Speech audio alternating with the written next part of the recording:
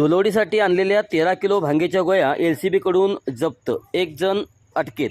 सांगलीवाडीत धुळवडीसाठी आणलेल्या तब्बल 13 kilo 314 gram वजनाच्या 2,27,280 रुपये किमतीच्या भांगेच्या गोळ्या स्थानिक गुन्हे अन्वेषण शाखेच्या पोलिसांनी जप्त केल्या आहेत।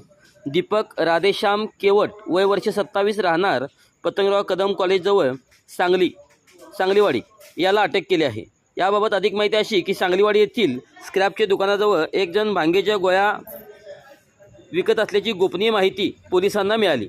मिळालेल्या माहितीनुसार पोलिसांनी छापा टाकत दीपक केवट याला ताब्यात घेऊन त्याच्याजवळील भांगेच्या गोळ्या LCBने जप्त केल्या।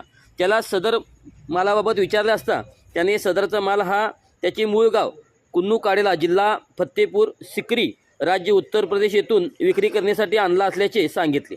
सदरची कारवाई स्थानिक गुन्हे अन्वेषण शाखेचे पोलीस निरीक्षक सतीश शिंदे यांच्या मार्गदर्शनाखाली सहाय्यक पोलीस निरीक्षक नितीन सावंत, हेड कॉन्स्टेबल इम्रान मुल्ला, अमोल ऐवळे, संकेत मगदूम, अतुल माने, आमसिद्धा खोत, बाबासाहेब माने, अनंत कुडाळकर, सोमनाथ पतंगे, रोहन घस्ते यांनी केले आहे।